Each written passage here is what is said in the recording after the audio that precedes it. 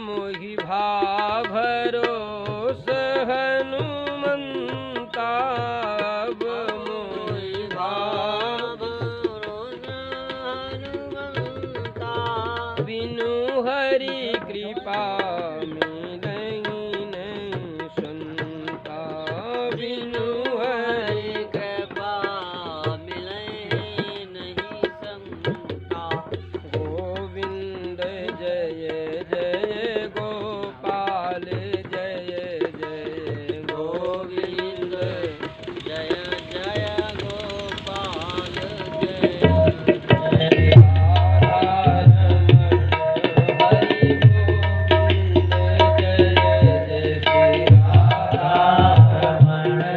हरि गोविंद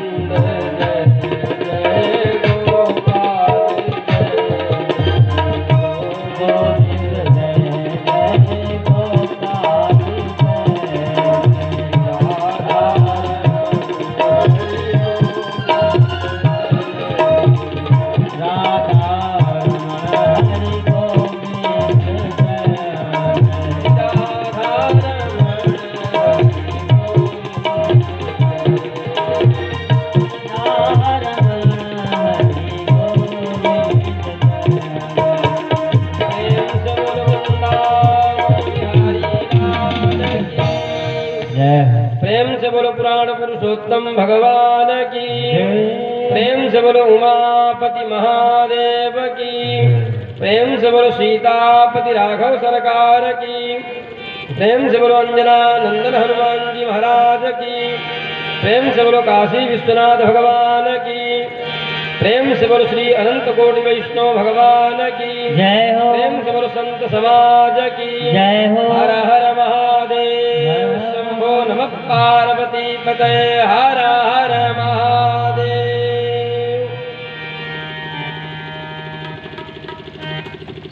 समस्त धर्मानुरागी सज्जन महानुभाव, भगवत कथा रसिक प्रिय श्रोता बंधु, सायंकालीन जब सत्र का विश्राम हुआ तो परीक्षित जी महाराज, जिनको विष्णुरात नाम रखा गया, परितः रक्षिता, माने चारों तरफ से जिसकी रक्षा भगवान के द्वारा हुई, रात रक्षिता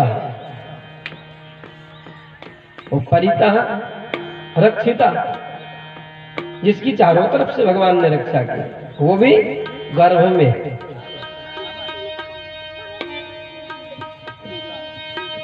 ब्राह्मणों ने महाराज श्री युधिष्ठिर के सन्मुख उस बालक का जब जन्मांक का फलादेश बताया,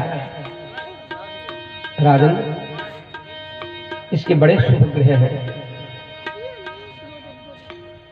इक्ष्वाकु को समान प्रजापालक होगा, राम के समान सत्य प्रतिज्ञ होगा, रामो विग्रहवान धर्म, राम साक्षात धर्म का श्री विग्रह है, इसीलिए रामो विग्रहवान धर्म। शरणागत जब भक्त की बात आएगी तो जिस प्रकार महाराज शिवी ने अपने शरीर के अंगों को काट काट कर तराजू के परड़े पर रखा, आज भी उनका नाम है। इसलिए राजन, ये आपका पौत्र शरणागत शिवी के समान होगा। किसी को भी शरण देनी होगी तो अपने शरीर की रक्षा नहीं करेगा पर शरण देगा।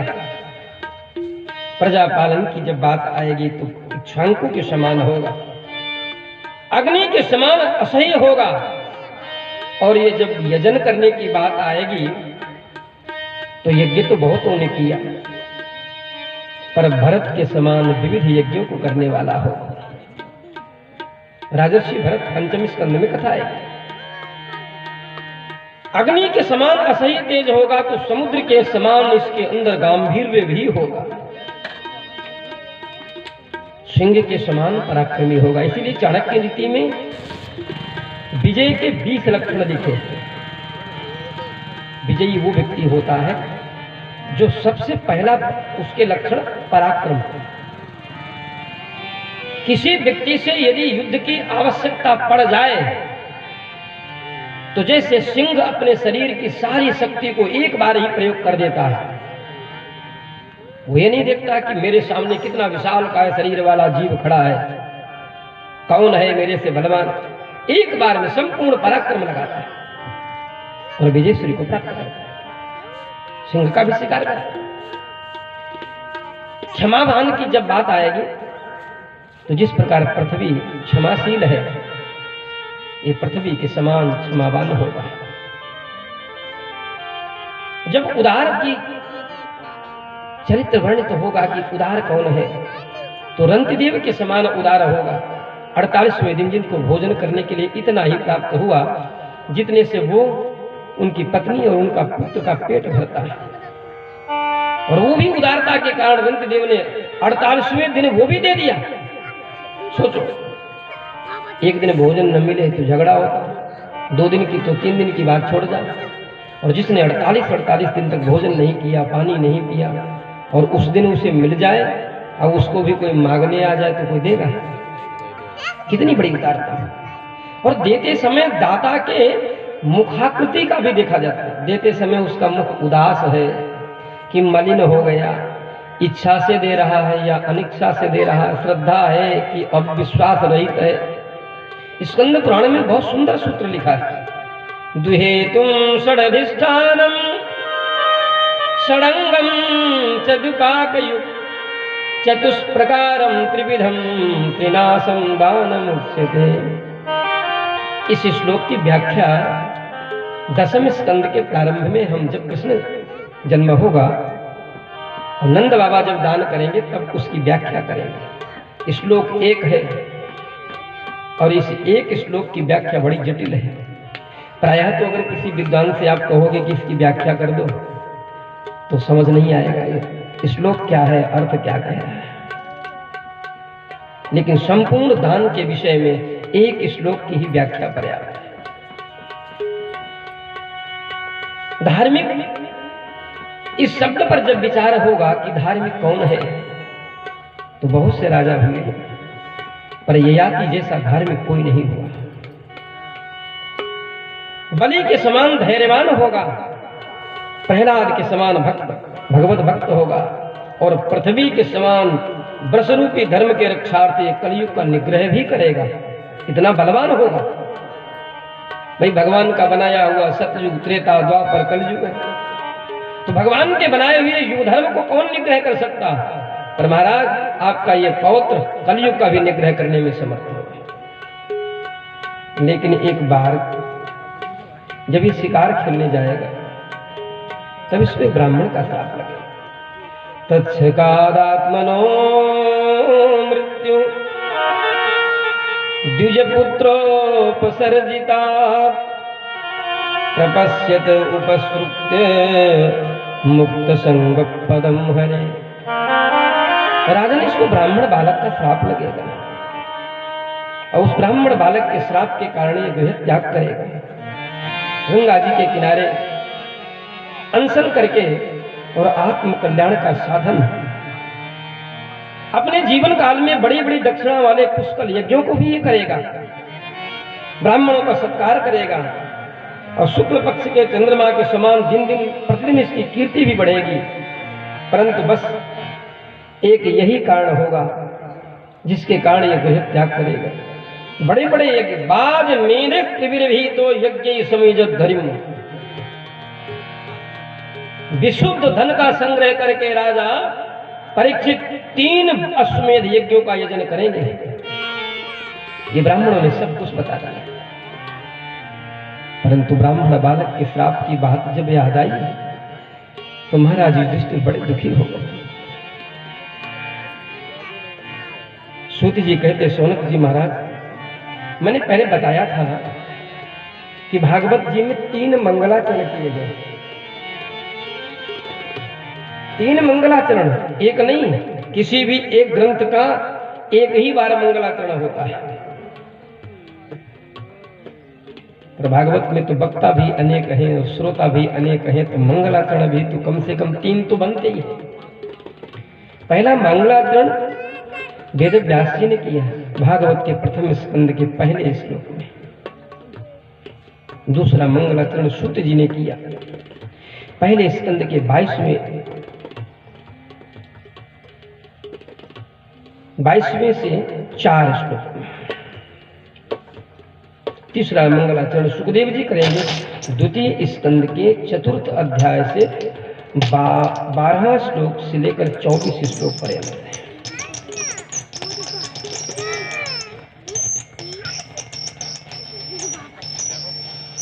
नहीं यार, कबली होना है।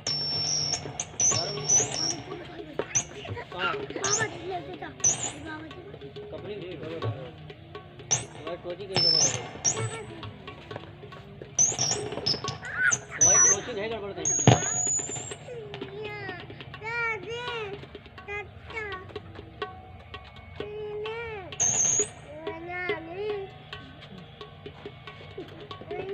देख लो श्री राधा।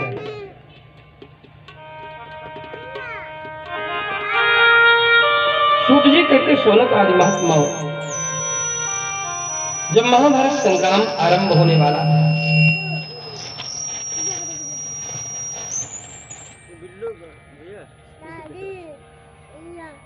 विदुर जी महाराज धृतराष्ट्र को,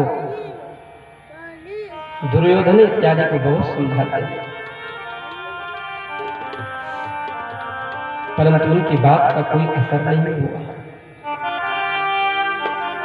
धनुष बाण घर पे रखा, युद्ध से विरत होकर तीर्थ यात्रा करने चले गए। मैत्रेय जी ने प्रश्न किया, मैत्रेय जी से मिलन होगा विदुर जी का ना, आगे कथा आती है। उद्धव जी से भी विदुर जी मिलेंगे, ये भी कथा है। विदुर जी जब गृह त्याग करके चले गए कि अब अवश्यंभावी युद्ध होकर ही रहेगा, तो शौनक जी ने प्रश्न किया, महाराज ये विदुर जी कौन है? एक राजा के राज्य में रह करके जीवन भर अपने परिवार का भरण पोषण करने वाला व्यक्ति, और उस काल में जब युद्ध की अनिवार्यता सिद्ध हो गई, तब उस राजा का त्याग करके वो मंत्री कैसे जा सकता है? क्या हुआ? तब सूत जी कहते हैं, मांडव्य शापात् भगवान प्रजा संयमनो यमः भ्रातु क्षेत्रे भुजस्यायाम जाता सत्यवती सुता। महात्मन, विदुर जी कोई साधारण पुरुष नहीं है। विदुर जी साक्षात यम है।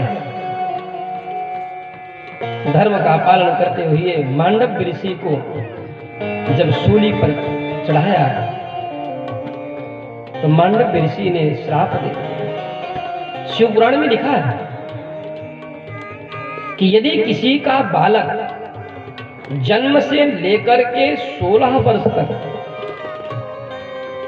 शनि की 7.5 के विषय में बड़ी चर्चा होती है, शिव पुराण में तो स्पष्ट दे दिया है कि जो शैव होगा, शैव संप्रदाय से दीक्षित होगा, उसके बालक को 16 वर्ष तक शनि की 7.5 भी प्रभावित नहीं करती। जन्मतः सभी शैव ही है। भाई गायत्री की उपासना, भगवान की उपासना त्रिपुंड लगा करके होती है, रुद्राक्ष की माला पहनी जाती है, शैव है। तो शनि की 7.5 भी 16 वर्ष तक प्रभावित नहीं होती। श्रुति कहती है कि अबोध बालक जब तक वो 6 वर्ष का न हो जाए, तब तक अगर उसके द्वारा कोई भी अपराध होता है, उसका दंड उसके माता पिता को भोगना पड़ता है। मांडव्य जी ने यही तर्क दिया कि हमने कौन सा अपराध किया जिससे मुझे सूली पर चढ़ाया गया? तो यमराज जी ने कहा कि भाई आपने एक कीड़े के पीछे लकड़ी लगाई थी, जैसे वो नहीं उड़ते रहते हैं जिनके पीछे चोन जैसी लंबी होती, बहुत से कीड़े उड़ते हैं ना पतंगे जैसे। तो मांडव्य बाल काल में उन कीड़ों के पीछे लकड़ी लगा देते थे, फिर छोड़ देते थे, उड़ते थे। मांडव्य जी ने कहा यह भी तो धर्म के विरुद्ध हुआ।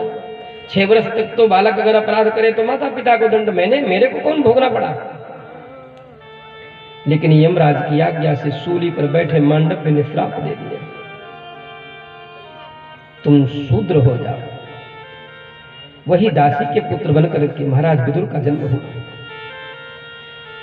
या स्वगात परतो वेह जात निर्वेद आत्मवान हृदि कृत्वा हरिं गेहात् पव्रजेष्य नरोत्तमः। मांडव्य ऋषि का श्राप लगने के बाद भी अपने स्वस्वरूप में निहित रहने वाले महात्मन यम को वैराग्य प्राप्त हो गया, युद्ध से विरत हो गए, गृह त्याग करके उत्तर दिशा की ओर चले गए। सुंदर वनों में भ्रमण करते हुए, संत महात्माओं से मिलते हुए, और एक दिन गंगा जी के किनारे स्नान करके जब बैठे थे तो उनको धृतराष्ट्र और गांधारी की याद आई। अब तो बहुत समय हो गया, गांधारी की याद आई, बड़ी प्रतिव्रता थी।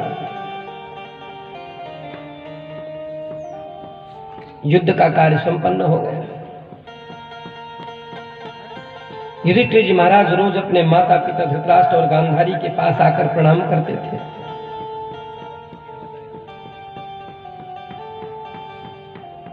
रात्रि में विदुर जी आए, धृतराष्ट्र और गांधारी को समझाया। अहो, कितने बड़े आश्चर्य की बात है, जिन पांडवों को मारने के लिए आपके पुत्रों ने सतत प्रयत्न किए, जिन पांडवों की पत्नी के प्रति इतना बड़ा अनैतिक दुर्व्यवहार किया गया,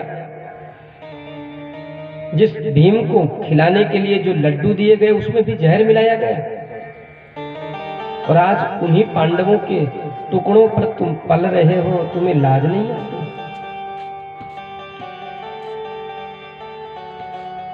धृतराष्ट्र कहने लगे, जाए तो कहां जाए, मेरे तो नेत्र है नहीं, और गांधारी ने पट्टी बांध रखी। मेरे नेत्र नहीं और गांधारी ने पट्टी बांध रखी, कहां जाएं? विदुर जी ने कहा, मेरे साथ चलोगे? ले चलो। विदुर जी के साथ में धृतराष्ट्र और गांधारी रात्रि में ही चले गए। और प्रातः काल जब माता पिता को प्रणाम करने के लिए युधिष्ठिर जी आए, तो धृतराष्ट्र और गांधारी ने रोने लगे, विचार करने लगे, कौन सा अपराध हो गया जिससे माता पिता मुझे छोड़कर चले गए, वो भी नेत्रहीन? कौन आया? द्वारपाल ने बताया, विदुर जी आए।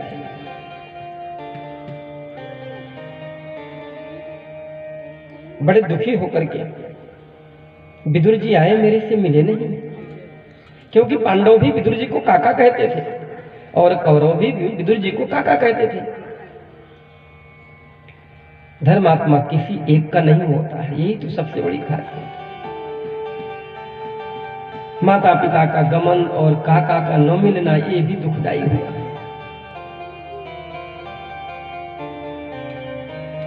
समय व्यतीत होता जा रहा है, माता पिता के गमन का दुख लगा है। एक दिन की बात है, अथा जगाम भगवान नारदस्सह तुम्बुरु। महाराज युधिष्ठिर के राजभवन में नारद जी और तुम्बुरु गंधर्व दोनों पधारे।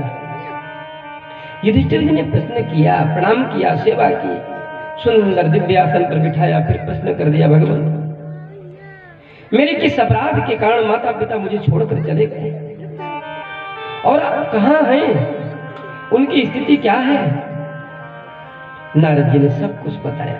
राजन, युधिष्ठिर घबराओ मत, विदुर जी के सानिध्य में रह करके आपके माता पिता गंगा जी के किनारे ठीक तीसरे दिन परम धाम को चले जाएंगे, क्योंकि विदुर जी ने उनको संपूर्ण योग मार्ग का उपदेश कर दिया है।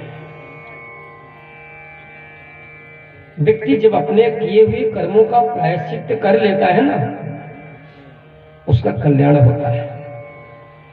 आपके माता पिता ने जो किया उसका प्रायश्चित किया है, वो प्रायश्चित हुआ नहीं कि कल्याण हुआ नहीं। इधर युधिष्ठिर जी को तो सांत्वना दे दी। द्वारिकापुरी में भी भगवान को छोड़कर अर्जुन वहां से चल दिए। अब द्वारिका में हुआ क्या था, भगवान अपनी लीला स्मरण करते हैं, अपनी प्रिय पत्नियों को अर्जुन को देकर के अर्जुन को हस्तिनापुर के लिए भेज देते। वामन पुराण में लिखा है कि स्वयं भगवान ही भील बन करके आए और उन्होंने अपनी पत्नियों को हरण कर लिया, अर्जुन से छीन लिया। महाभारत के युद्ध में भगवान ने भीम के अभिमान को तोड़ा,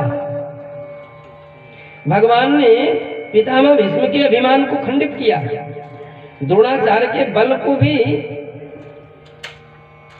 उनको भी याद दिलाई, दुर्योधन के बल को भी समझाया, जरासंध के अभिमान को भी चूर किया, धृतराष्ट्र के भी अभिमान को तोड़ा कि 100 बेटे मेरे हैं।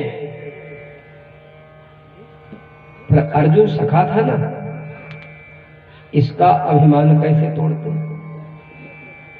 आज अपनी पत्नियों को दिया, हस्तिनापुर ले जाओ अर्जुन और इनकी रक्षा करो। अर्जुन चले तो रास्ते में बावन पुराण में स्पष्ट लिखा, भगवान ने भील बनकर पधारे और अर्जुन के उस गांडीव धनुर्धारी होने का जो अहंकार था उसका मान मर्दन करके अपनी पत्नियों को लेकर चले गए। सूत जी कहते हैं शौनकादि महात्माओं, अर्जुन जब वहां से लौट कर हस्तिनापुर आए, बड़े अपशकुन हो रहे हैं। इतने अपशकुन हो रहे हैं कि गायों के स्तनों से दुग्ध की जगह पर रक्त बह रहा है। मंदिरों में मूर्तियां जो प्रतिष्ठित हैं उनकी आंखों से आंसू बहने लगे। ब्राह्मणों के यज्ञ कुंड की अग्नियां बुझ गईं। वेद मंत्र पढ़ते हैं लेकिन यज्ञ कुंड की अग्नि प्रकट नहीं हो रही है। अर्जुन आकर युधिष्ठिर के चरणों में गिर गए, रो रहा। अरे भैया रो क्यों रहे हो? कहीं तुमने कोई अगम्या स्त्री का गमन तो नहीं किया? कहीं तुमने किसी याचक को दान देने का वचन देकर कहीं तुम मुकर तो नहीं गए? कहीं तुमने शरणागत की रक्षा करने से अपने को मोड़ तो नहीं दिया? कहीं ऐसा तो नहीं किसी शरणागत आया कोई उसका तुमने त्याग कर दिया? अर्जुन बताओ तो सही, आज तुम्हारे मुखमंडल का तेज कहां नष्ट हो गया? कहीं तुमने गौ और रोगी की रक्षा करने से तो तुम विमुख नहीं हो गए? कहीं तुमने बालक वृद्ध को और ज्येष्ठ जनों को भोजन कराने से पहले तुमने भोजन तो नहीं कर लिया? ये भागवत की बात है। युधिष्ठिर जी अर्जुन से पूछते हैं कि कहीं तुमने बालक वृद्ध और रोगी को भोजन कराने से पहले भोजन तो नहीं कर लिया? और आज अपनी यहां समाज में 90% ऐसे घर होंगे जो बच्चे अपने माता पिता को पहले खिलाते हैं बाद में खाते हैं। नहीं तो अब तो स्थिति आ गई कि 90% यही स्थिति है कि पहले खाते हैं। कुछ घर में ऐसे संस्कार हैं कि बच्चे सर्विस जाते समय अपने पत्नी से कह देते ऐसा है, पिताजी अभी नहाए तैयार नहीं है और हमारे लिए परस तो बाद में उनको खिला देना। 90%। 10% में भी अभी गांव देहात में ये मर्यादा है कि बच्चे अपने माता पिता को पहले खिलाते हैं और फिर खाते हैं। कलयुग है लेकिन फिर भी कुछ मर्यादा अभी है। ये काम आपने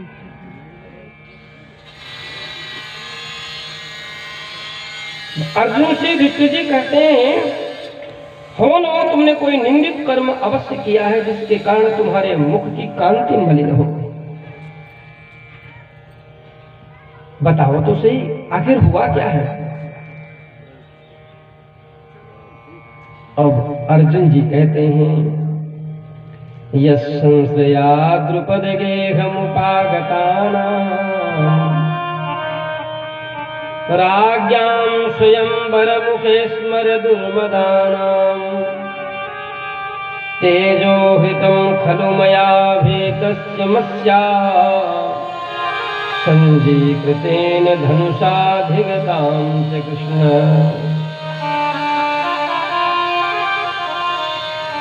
जिन भगवान के आश्रय से मैंने महाराज द्रुपद की राज्यसभा में बड़े बड़े वीर महारथियों के मध्य में मछली की आंख में बाण मारकर द्रौपदी को ग्रहण किया, जिन भगवान की कृपा से अजय जरासंध को भीम ने परास्त कर दिया, जिनकी कृपा से 20,000 राजा बंदी गृह से मुक्त हुए, जिनकी कृपा से यज्ञ में नाना प्रकार की वस्तुएं हम सबको भेंट में मिली जिससे राजसूय यज्ञ आपका संपन्न हुआ,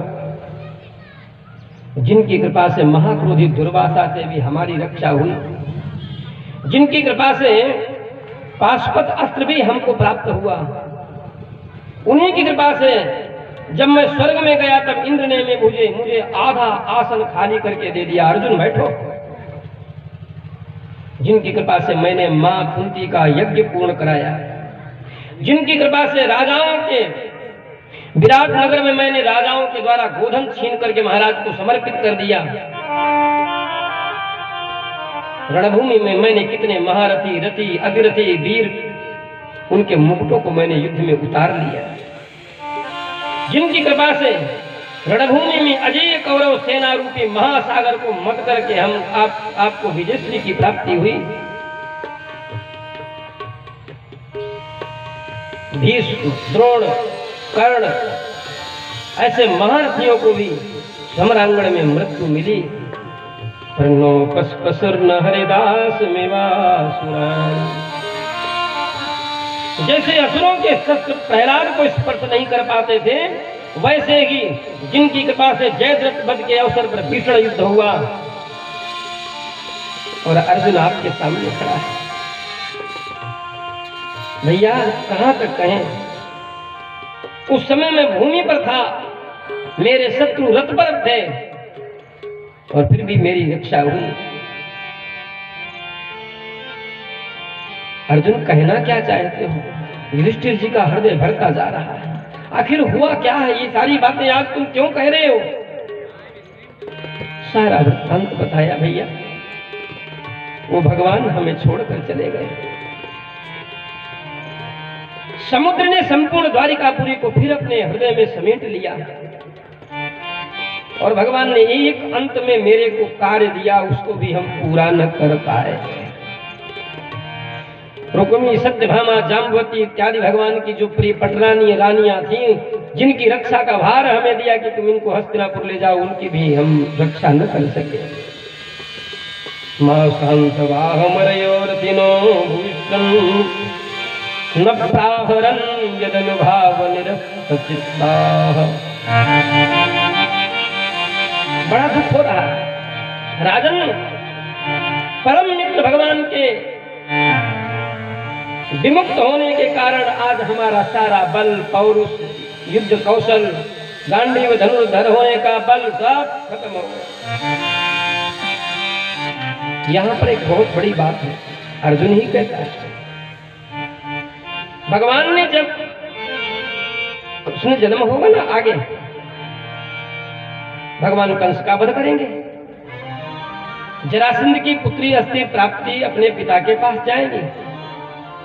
उस समय ये प्रसंग आता है कि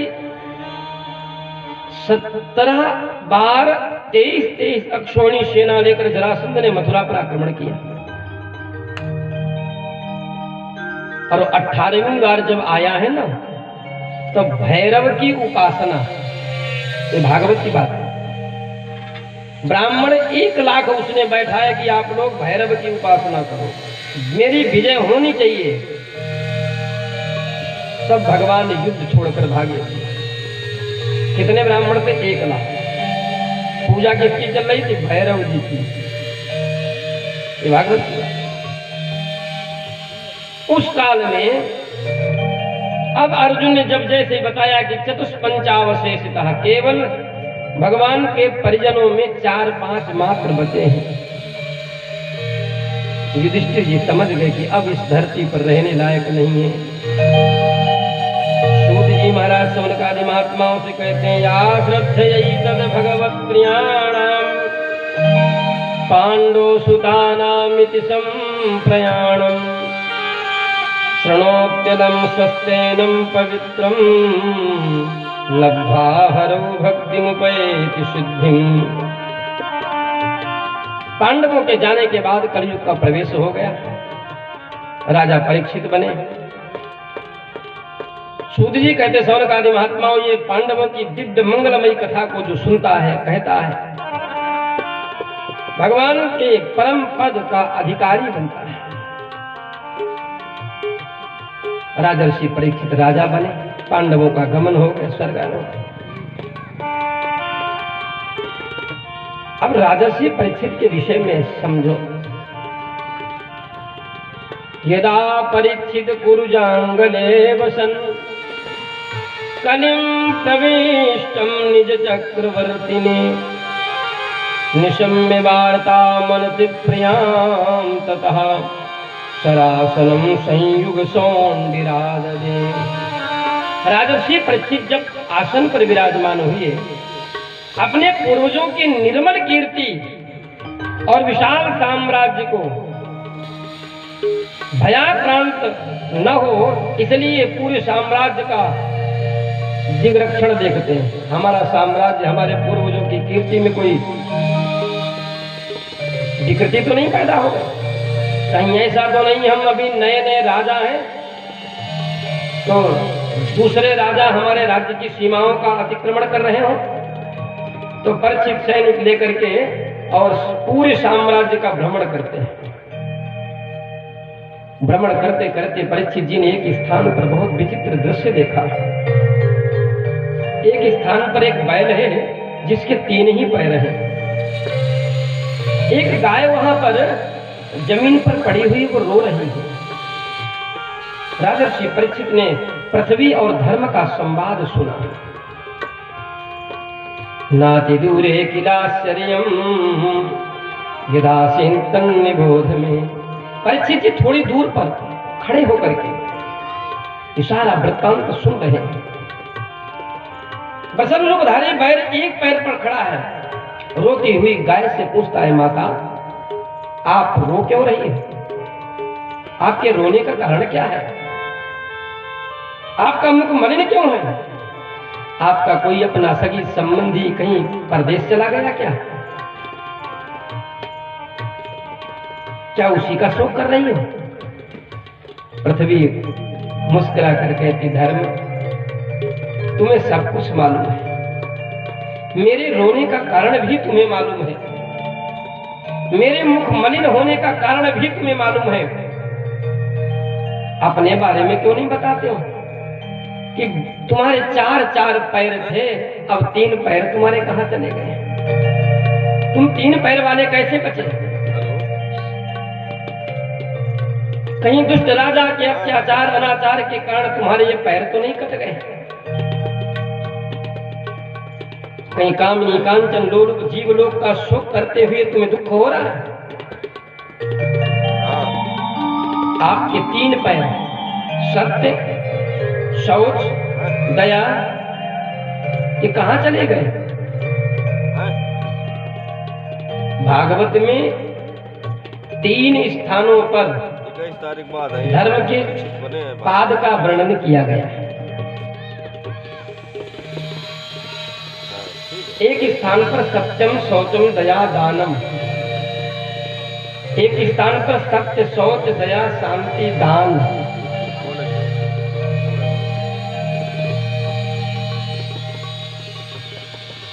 पृथ्वी ने पूछा कि धर्म तुम्हारे 3 पग कहां चले गए?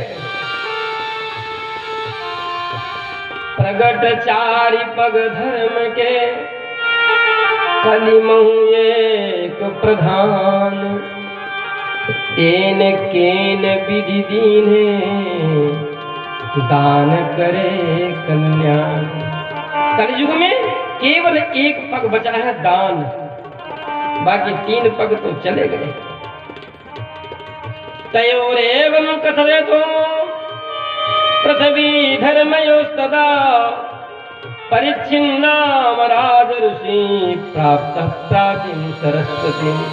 राजर्षि परीक्षित ने धर्म और पृथ्वी का जब यह बड़ा गूढ़ संवाद सुना कि पृथ्वी दुखी क्यों है और धर्म के पैर किसने काट दिए, तब उनको कलयुग पर बड़ा रोष आया। अहो, हम तो ये सोच के बैठे थे कि हमारे राज्य की सीमाओं को कोई दुष्ट अतिक्रमण कर रहा होगा, पर यहाँ तो कलयुग ने ये अतिक्रमण किया है।